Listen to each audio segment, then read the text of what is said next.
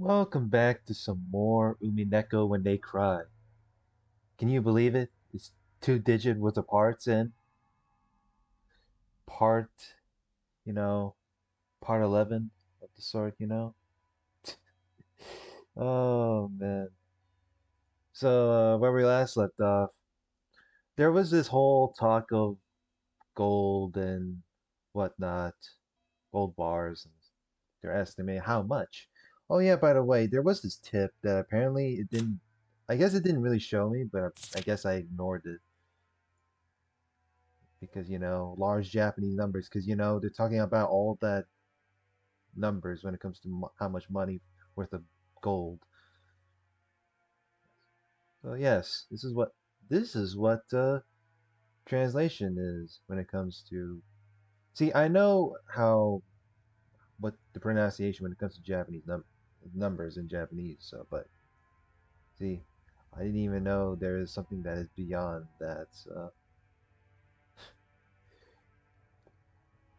Normally, you don't have to learn all the shit like that, but it's more like a little bit of a trivia thing.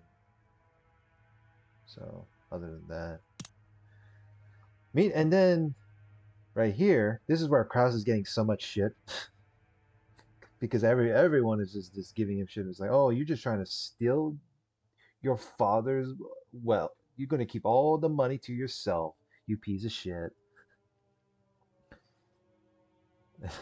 And then there was Maria, who thinks that Beatrice exists. So there's that. Anyway, all of the siblings from Eva downward suspected that Kraus was trying to steal their father's wealth. So, letting Kraus report the state of that wealth was extremely contradiction, contradictory and a huge concession, as if as they claimed, Kraus was actually embezzling money. Kraus would be able to hide that fact. Besides which, it'd be possible for him to control the distribution of the inheritance in a manner favorable to himself. Kraus, realizing that this sounded too good to be true, couldn't help but feel suspicious. He couldn't help but worry about what they'd ask for in exchange. ほう。信用ゼロの私に長兄としての信頼を返してくれるというのか。No, but you could be a sack of shit. その見返りは何だね。同じ兄弟としての公平な権利さ。俺たちの兄貴は親父の財産をかすめ取るようなやつじゃない。だがしかし、兄貴に融資するパトロンも存在しない。となりゃ、つまりこういうことなら兄弟は納得するわけさ。兄さんは10トンの黄金を見つけ、それを担保に軍資金を作った。そう。お父様がかつてそうしたようにね。そういうことなら、お父さんの財務状況におかしな点は一切あらへん。クラス兄さんはずっとお父さんの世話をしてきた高校息子や。そないな人を信用せんわけにはいかへん。回りくどくて分かりづらいな。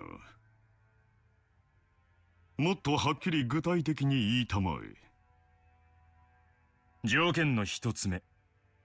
まず兄貴は、親父の黄金を見つけていたことを認めること。ありもしない黄金を私が持っていると認めろと。But yeah, that last part when it comes to Kraus, he's like, dude, I call bullshit. There's no way I have this fucking gold. 条件2。その黄金について、兄弟の取り分を認め、これを支払うこと。バカな。ありもしない200億の黄金について一人頭50億、合計150億を支払えというのか。He's like, yeah, don't be a greedy bastard. バカバカしい。最後まで聞きなあれ。そない大金出てくるのは分かっとる。でけへん取引はするつもりないで。もちろん黄金の取り分についてもクラウス兄さんの今日までのご苦労を十分にねぎらって換算するつもりや。条件3。黄金の分配は後宮本家当主跡継ぎの肩書きに 50%、 残りを兄弟の正当な取り分として分割。もちろんクラウス兄さんもこれには含めるわよ。200億のうち125億を兄貴に、25億をエヴァ姉さんに、25億を俺に、25億をローザに。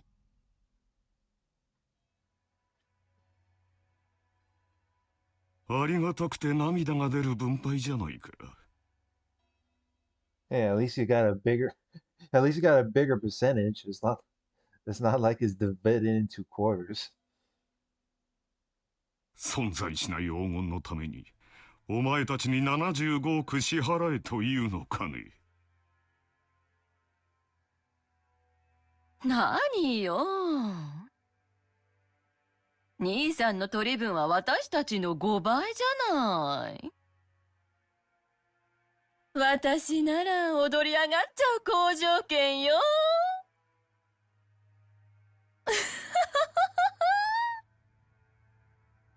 What a interesting laugh.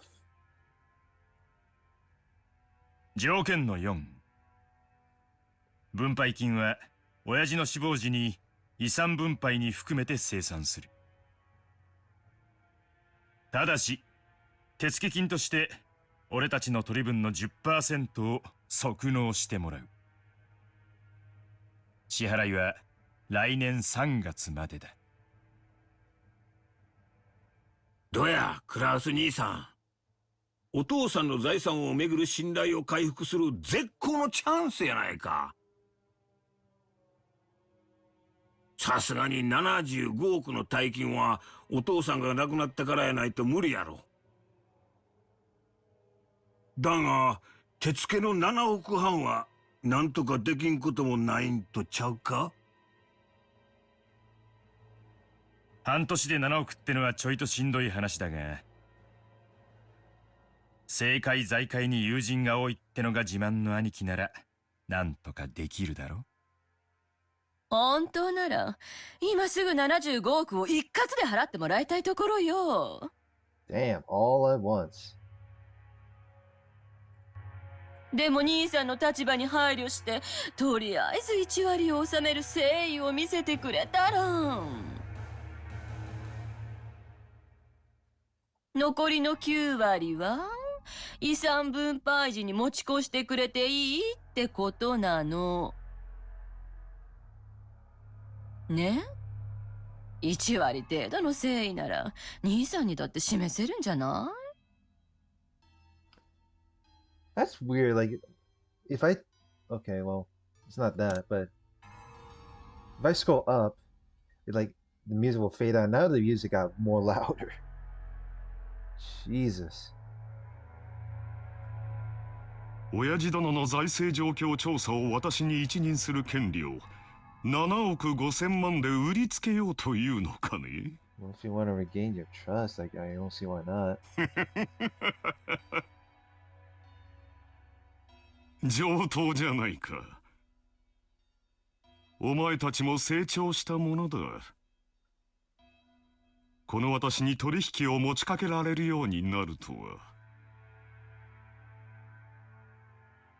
これらを兄さんが飲むなら私たち兄弟はお父様の財産状況調査を兄さんに一任する。ただしその調査結果は公弁の対象となる。当然よね。75億分私たちの取り分が減るように調整されちゃったら悲しいもの。原則的に文句は言わねえつもりだ。兄貴が綺麗にやってくれたならそれでいい。よっぽど露骨なことをしなけりゃ俺たちはことを荒立てるつもりなんかねえんだぜ。俺たちだって早く遺産は欲しい。いつまでもグダグダして取りっぱぐれたくねえんだ。公弁された場合の再調査は誰がするのかね。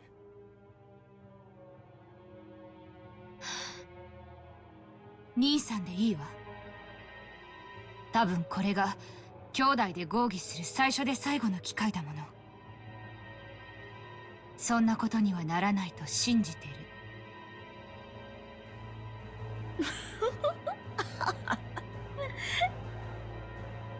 ローザもたまには言うわね。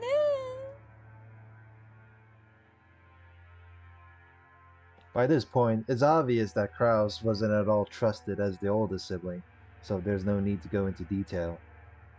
The formerly tyrannical oldest brother had always abused his privileges and violated the other siblings' shares. It was in response to this that the other three, now adults, were finally teaming up and striking back for the first time.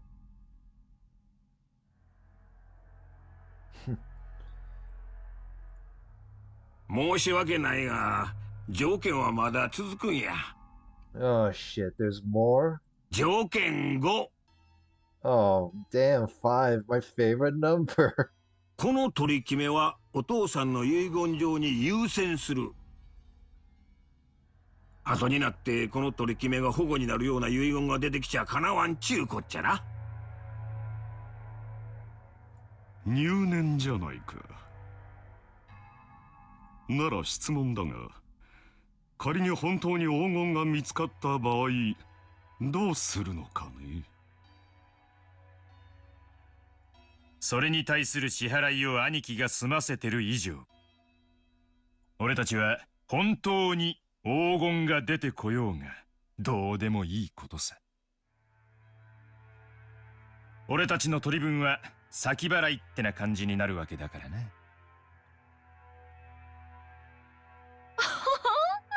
夢があっていいじゃない。この島をリゾート化するつもりなんでしょ。その工事の途中でひょっこり黄金が見つかるかもしれないじゃない。Eva let out a high-pitched laugh. Kraus watched but didn't even flinch. 条件に7をつけてもらおう。Seventh? Why is there a seventh? You mean sixth? Is there a sixth condition I missed here? Yeah, you said... Yeah, Hideyoshi said fifth. Why you say seventh? 私以外の兄弟が黄金を発見した場合、速やかに私に引き渡すこと。But you're fucking keeping it yourself, though. That you're completely defeating the fucking purpose. もちろん保証するわよ。Oh boy.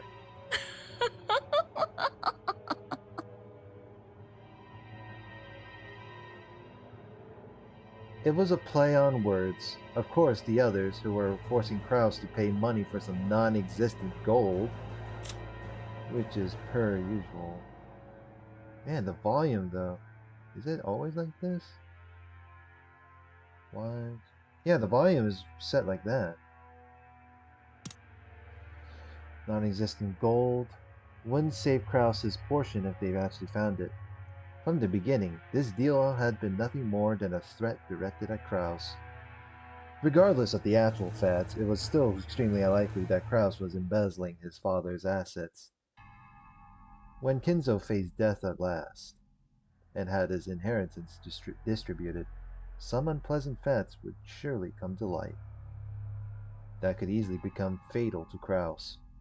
The others had spotted his weak point and were threatening their brother under the veil of compromise, trying to wring a huge sum of money out of him. However, they had forgotten one thing. They'd forgotten that their brother's brain moved so swiftly, at least when it came to cunning and guile that they'd been forced to band together to combat it. While Eva couldn't stop smiling, sure of her victory, Krause let out a gloating laugh to show how relaxed he was. とても良い話じゃないか。私もお前たちとの関係が疎遠になっていたことには非常に心を痛めていた。この条件を飲むことによって兄弟間の関係が再び有効なものにできるなら、それはとても嬉しいことだよ。喜んで話に乗らせてもらおうじゃないか。喜べ、ローザ。He said Yorokobe. 取引は成立だ。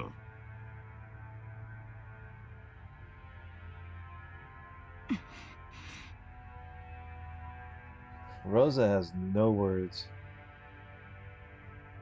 Rosa's expression dimmed. It was never a good sign when her brothers started talking like this. Eva also keenly picked up on this. That's why she was unable to wipe away a sense of unease, even though Krause had obediently accepted the deal. 嫌に素直ね。兄さんらしくもないわ。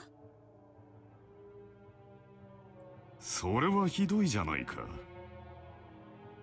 私に下心があるというのかね。 Maybe. あるわけもないさ。お前たちと同じだ。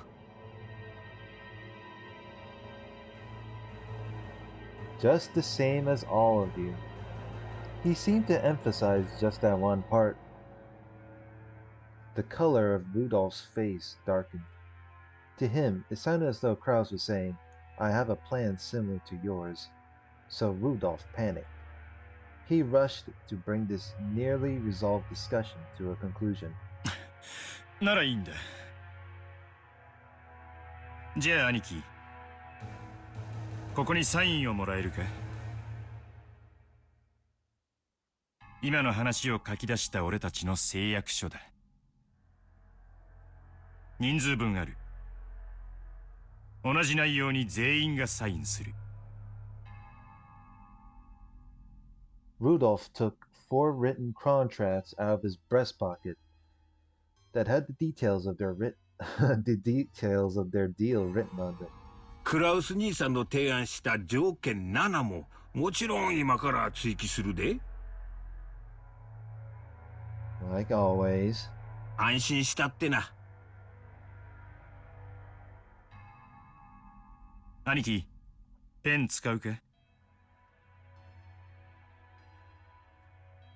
Rudolph took a fountain pen out of his breast pocket and offered it to Krause. Krause made as if to accept it, but then, with a small laugh, he drew back his hand without taking it and spoke. 実はこの取り決めを確かに履行するために1点だけ修正を提案したい。 Oh boy, here we go again. As soon as Krause said that signal sentence, all of the siblings felt as though something ominous was creeping up their backs at the same time. ダメよ。もう決まった話よ。黙ってサインを。エヴァ、何を焦っているんだね。もちろんサインはする。お前たちに黄金の分け前75億円分を約束する。親父殿の遺産分配の時、きれいさっぱり清算することも約束する。だが一点だけどうしても譲歩してもらいたい部分があるのだよ。何の話だよ。どの点が気に入らねえってんだ。 Yeah, well, how many list of disagreements is on top of your head?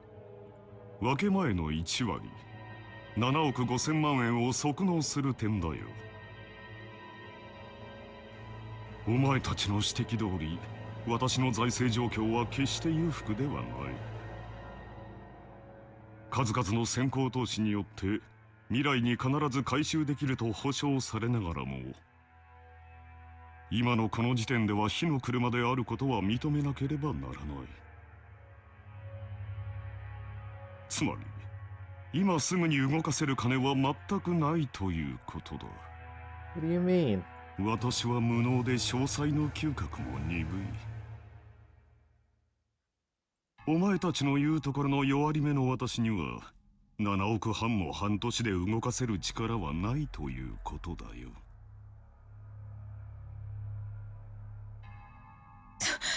そんなはずはないでしょ。いい加減なことを言ってこの場をごまかす気？遺産分配時に全て一括で清算する。1割を即納する条件を削除したまえ。それが私にサインさせるための唯一の条件だ。クラウス兄さん、この1割はな、あくまでも兄さんの誠意を測る数字なんやで。本当なら取引の余地もない話や。そこを100歩譲った上で、とりあえず1割の誠意でこの場を丸く収めちゃるっちゅう大サービスなんやで。Imagine losing faith. そう説明した上でそこを断るっちゅうんは、互いの信頼関係にちょいと影を落とすんとちゃいますか？ Hideyoshi had a humble expression on his face and was rubbing his hands together, but his eyes weren't calm at all. Kraus had already seen through to the shadow in the depths of those eyes. お前たちは何を焦っているのかね。それとも何に怯えているのかね。どうぞ私にだけは教えてくれんかね。他の兄弟たちには内緒でこっそりと。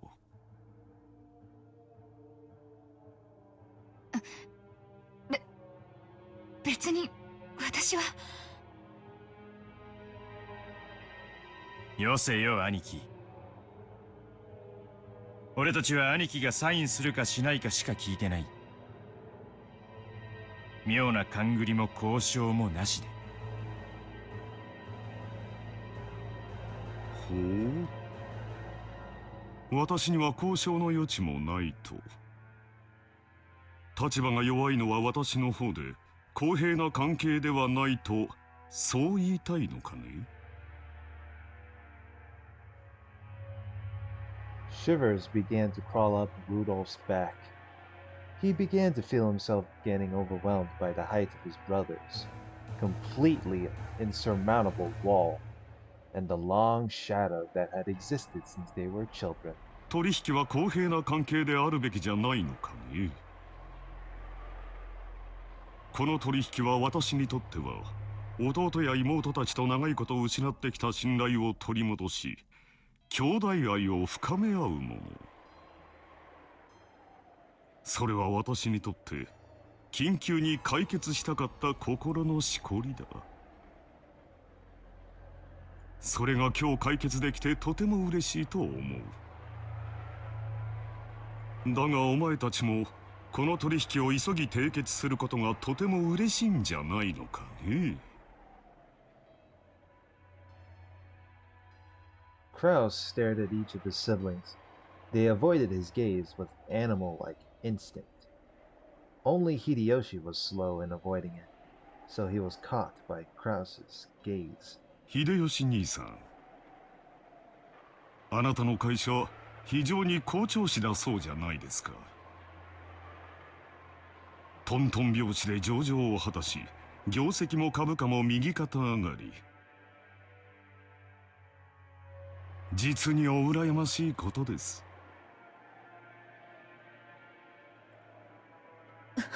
うちの人の話は関係ないでしょ。だが株主たちに対する還元を怠ったのが悪かった。そして上場した時に足回りを固めきらなかったのもまずかった。気づいた時にはタチの悪い連中に自社株をだいぶ買い集められていたらしいじゃないですか。なんでそんな話知っとるんや。秀吉さんと同じですよ。私に融資する人間などいないと裏を取れる程度に、私も秀吉さんの裏を取れるのです。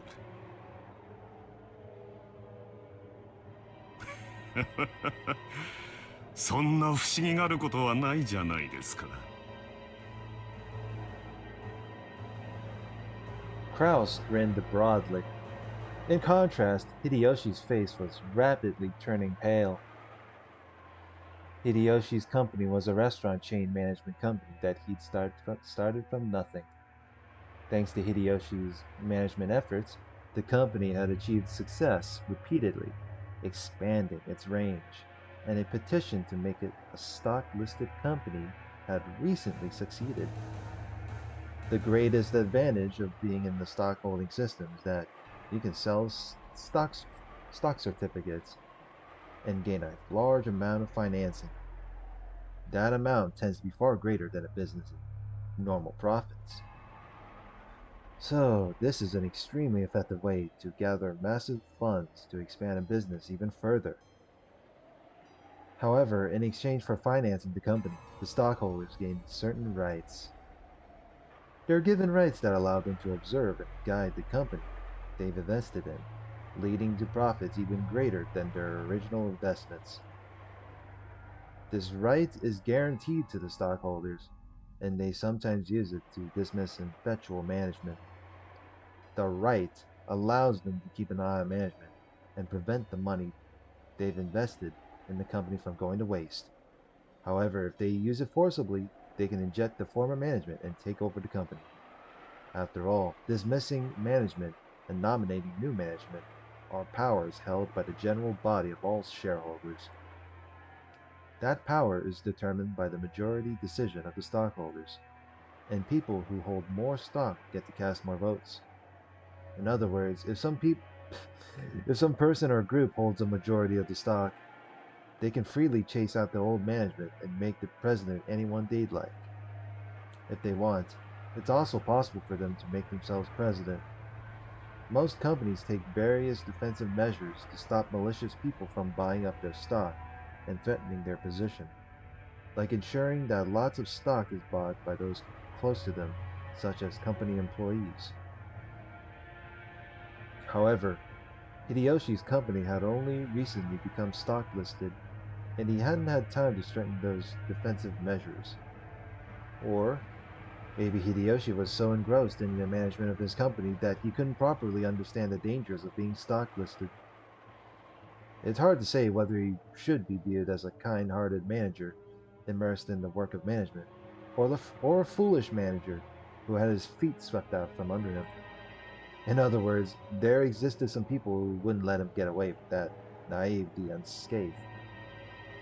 They began repeatedly buying up stock in Hideyoshi's company, rapidly gaining such strength that they couldn't be ignored. They then sent anonymous documents to the shareholders in an attempt to gain control of a majority. The documents read, "The current management continues to make pointless investments and is ignoring the needs of the stockholders. Let us force the current manager to retire. Cut the current wasted investments and let this company be born again as one that gives more back to the stockholders." It's very difficult to make the actual state of a company's management known. The fruits of Hideyoshi's sleepless nights and constant concern for his company were cruelly distorted, and he lost the trust of his stockholders. Thanks to these efforts, this group had almost collected a majority of the company's stock. At that point, even Hideyoshi noticed and started to buy back the stock, but the stockholders realized that the company was undergoing an acquisition maneuver, and each demanded a ridiculous price for the shares that Hideyoshi was trying to buy back. They continually tortured Hideyoshi, who had no leeway in the negotiation of the price. One of the certainties of capitalism is that the price will rise when two parties vie for the same thing.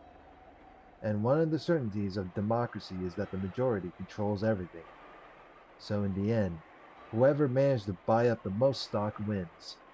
Put another way, whoever has the most money wins. Unless Hideyoshi could obtain a large sum of money at this critical time, he could easily lose all he had built so far. Therefore, more than anything else, he wanted a lot of money right now. He couldn't wait for the division of Kinzo's inheritance, since no one knew when he would die. ルドルフの方も最近は大変だそうじゃないかね。海外は怖いとよく言うが、本当にそうらしいな。アメリカの裁判は極めて感情的に決まる。彼らは外国人に寛大な判決など出しはしない。先方と和解した方が結局は安上がりになると弁護士に忠告を受けたんじゃないのかね。何の話？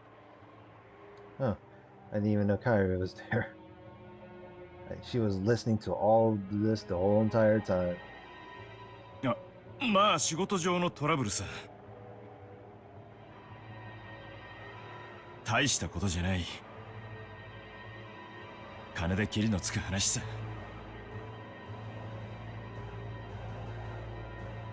Kyrie immediately guessed the meaning behind the subtle expression on Rudolph's face.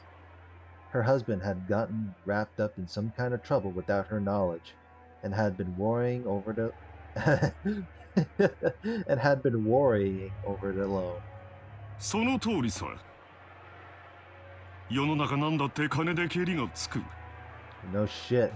失った兄弟の絆だって買い戻せるようにな。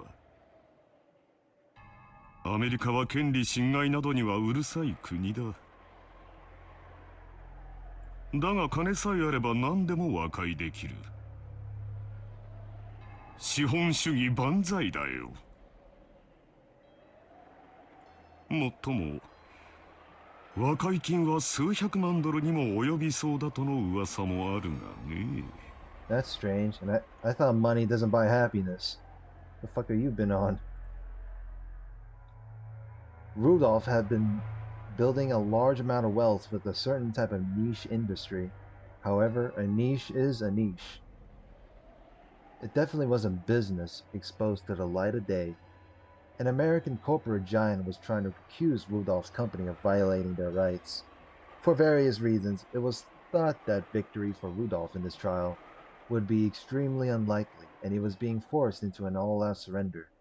But even so, there was a way for this to be resolved with money. If he could just pay that money, it might still be painful, but he'd be able to pick himself back up. But if he didn't pay, he'd lose everything. Therefore, more than anything else, he wanted a lot of money right now. ローザは清く正しい妹だ。危険なマネーゲームなどには手を出さない。だが、お人よしな性分が災いしたんじゃないかね。連帯保証人は気安く引き受けるものではないと思うがね。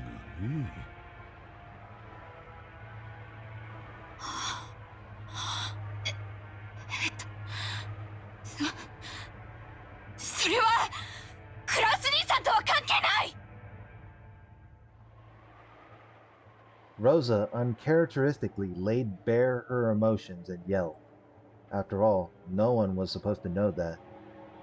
As Kraus watched, he let slip a muffled laugh. Without exception, every one of them, more than anything else, wanted a lot of money right now. In other words, the situation had been reversed.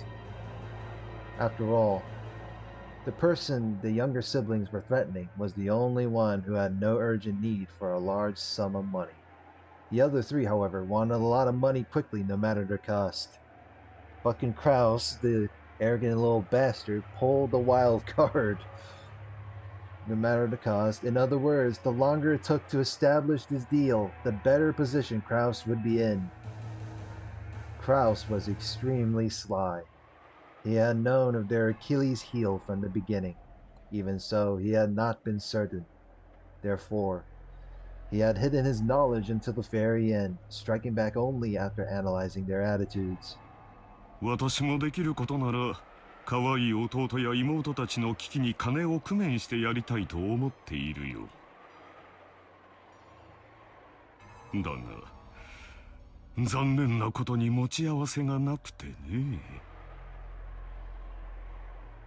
7億半もの大金が工面できるスポンサーに心当たりがあるなら先にそちらを当たってもらいたいのだよ。Krause's elated words were so obviously detached from what he actually felt. The other siblings could do nothing more than listen, grinding their teeth. If they could think of a sponsor that convenient, they wouldn't have kept up this charade. They had entered this huge battle specifically because they had exhausted all other options. もしお前たちがどうしてもこの兄を頼りたいというなら私の口利きでスポンサーを探してやってもよいのだがね。おっと、私にはそんなものはいないと言っていたか。それではどうにもならんね。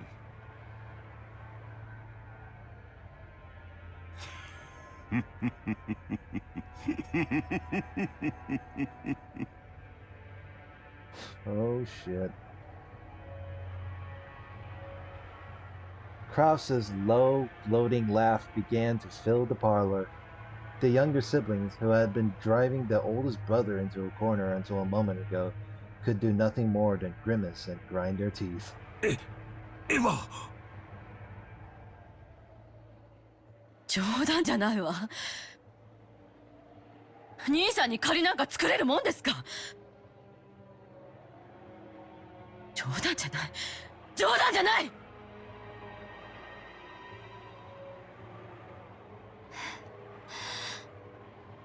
クラウス兄さんを頼ったらどう助けてくれるの？言ったではないか。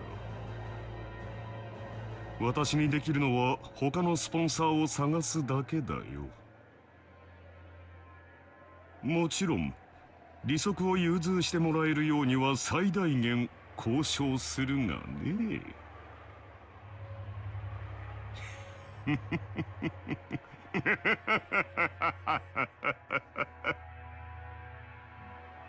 Laughing within his old bragging rights. ちくしょう、足元見やがって。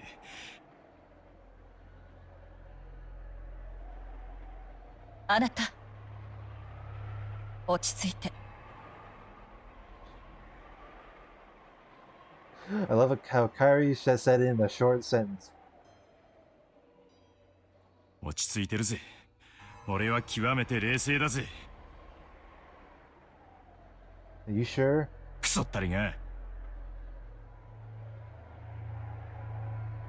Kairi grabbed her husband's hand, but that action made him feel even more pitiful, so Rudolph shook it off.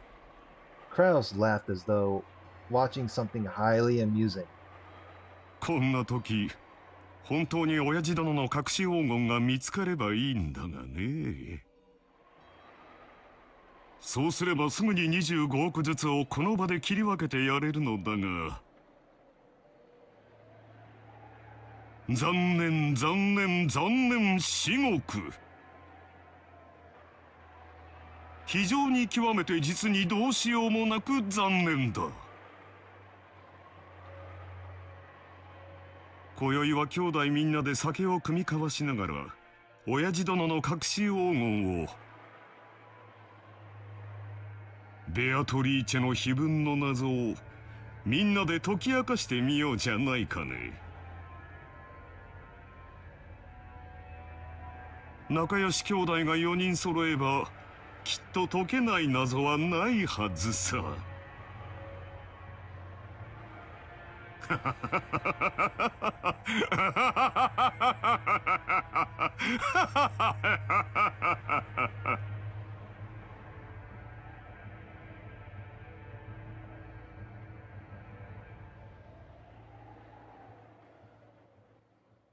One of those evil moments, huh?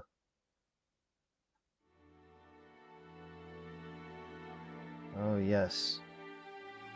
うん。 Going back into the scene for Kinzo. 面白いことをする。それでその突きつけた条件というのは何か。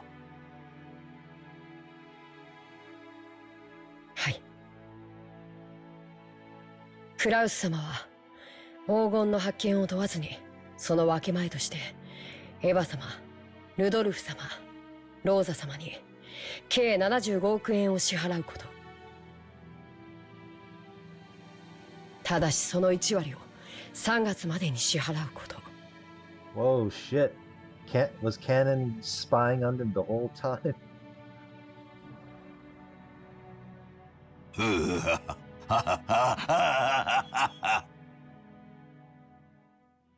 クラウスの間抜けめ。弟たちに足をさらわれるとはな。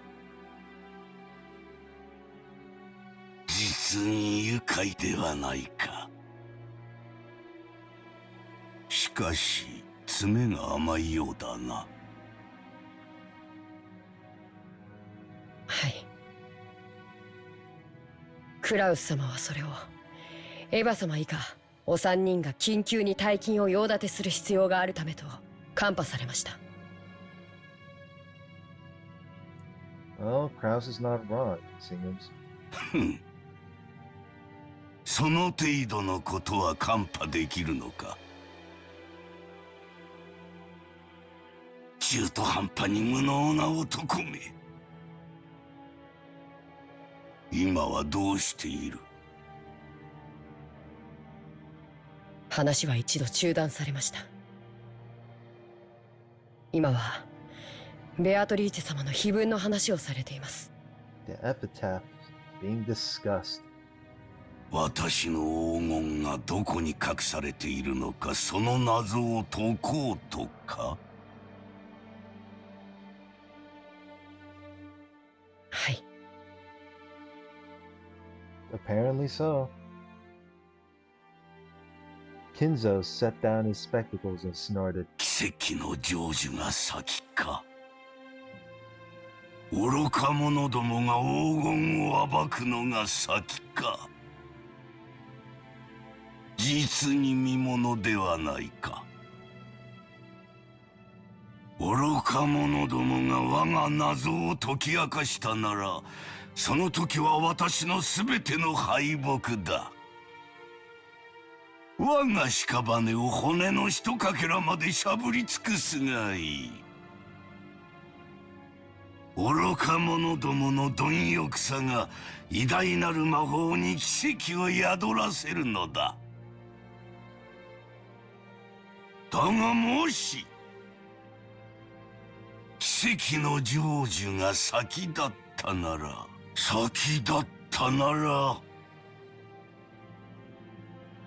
ベアトリーチェは再びよみがえる。Oh, I can't wait. 私が半生をかけて追い求めたあの美少がよみがえるのだ。おー、ベアトリーチェ。奇跡を落とす聖なる夜がやってくるぞ。悪魔たちとのゲームが始まるぞ。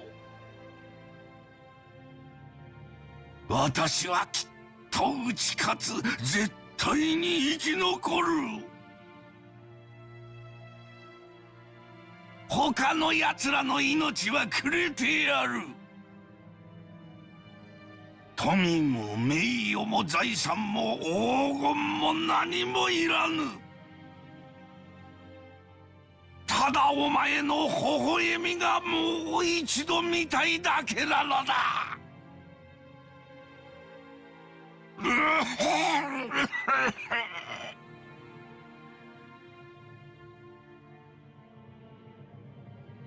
Kinzo choked, apparently in great pain.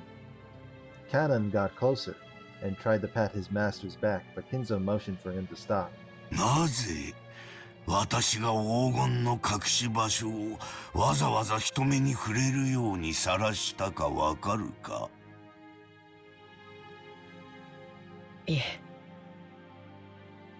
魔法の力はリスクで決まるからだ。ベアトリーチェの黄金を暴こうとする人間が多ければ多いほど、その危険が高まれば高まるほどに、それでもなお成就できたとき、魔法の力は偉大なる奇跡を起こせるのだ。魔法とはつまりゲームなのだよ。What if it's a dangerous game? 優れている者が勝者になるのではない。勝者には魔法が与えられ優れるのだ。わかるか？生命の奇跡が数億分の1という神々しい確率に勝利するからこそ与えられるようにな。お前には少し難しいか？申し訳ございません。よい。つまりはこういうことだ。ベアトリーチェの碑文の謎を解いた者には、私が築き上げてきた全てを与えよう。富、名誉、黄金、そして後宮家の家督。私が築き上げてきた全てだ。その謎に挑む資格があるのは何も私の息子たちだけとは限らぬ。たとえお前であっても、その謎を解けたなら全てを得る資格があるのだ。はい。ですが、僕には、あのような難しい謎は分かりかねます。無論だ。難解に作った。だが、お前も挑め。それが我が魔法の奇跡を呼ぶ糧となる。誰もが挑み、誰にも至れなかったら、その時はその時。だが、奇跡が集い、魔法の力が生まれたなら、その時こそ、ベアトリーチェがよみがえるのだ。だからお前も挑め。誰もが挑め。そして我が魔法に力を捧げるのだ。わかるな。はい。努力します。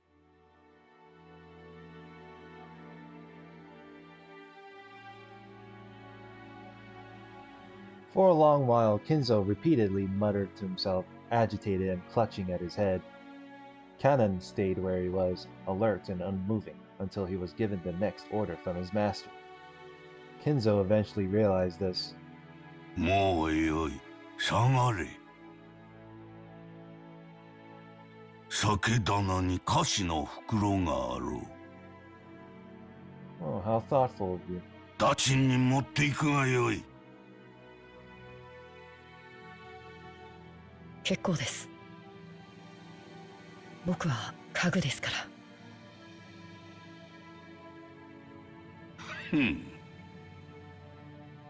家具は菓子など食わぬか。道理だな。ならばもう下がれ。はい。失礼いたします。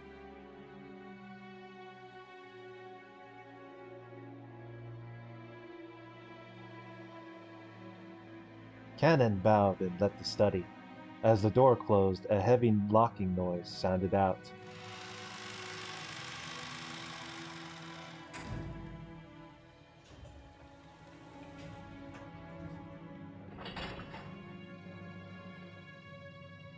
But it was not the sound of cannon locking the door. It was the door locking oh shit. It was the door locking automatically. No one could enter without Kinzo's permission, and once they left, they could not enter again. It was a mechanism that Kinzo, unable to trust his blood relatives, had created to seal himself up in his own study and isolate himself from the outside world. He was already unable to trust anyone excepting not the children who shared his blood, but those servants who called themselves furniture.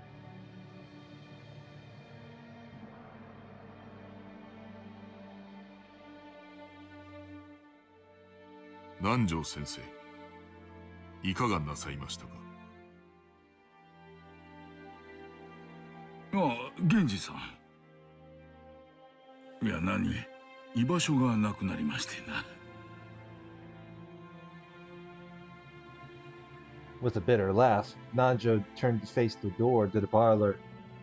That look was apparently enough to tell Genji what Nanjo wanted to say. For the most part, Genji also understood the family's situation. It must have made him want to frown, knowing that right now in the lounge, the master he served was being discussed so disrespectfully. But it would have been very difficult to gather that from his indifferent expression. しかし、私には分かりませんな。どうして金蔵さんはこんな挑発的なものを書かれたのでしょう。Nanjo looked at the portrait of Beatrice. No, he actually directed his gaze beneath the portrait, at the plate with the epitaph. 私には親方様のお考えは分かりかねます。深いお考えがあってのこととお察しします。金蔵さんのチェスは昔から随分と遠大な読みで布石を打たれるものでした。いや、時には理解できない一手さえ。私ごとき凡庸では何を目論まれているのか皆目見当もつきませんな。私はこれを親方様の何かの遺言状ではないかと考えています。それを理解できた者に財産や家督をお譲りになられようということなのでしょう。つまり私のようなよそ者に解かれてしまう前に、兄弟4人で協力し合って謎を解けということではないかということですな。金蔵さんは息子さんたちのことを口悪く罵ってはいますが、なんとか兄弟が仲を取り戻してほしいと願われているのかもしれません。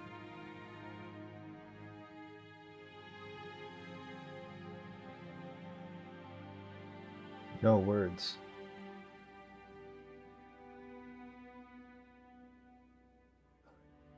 Well, this is a very good time to end it here. So, that wraps up with part 11. So, next part. Let's see what happens next. Because this got better with this whole epitaph thing going on. So, like, comment, and subscribe. I'll see you later. On to the next part. That is. Have a good one.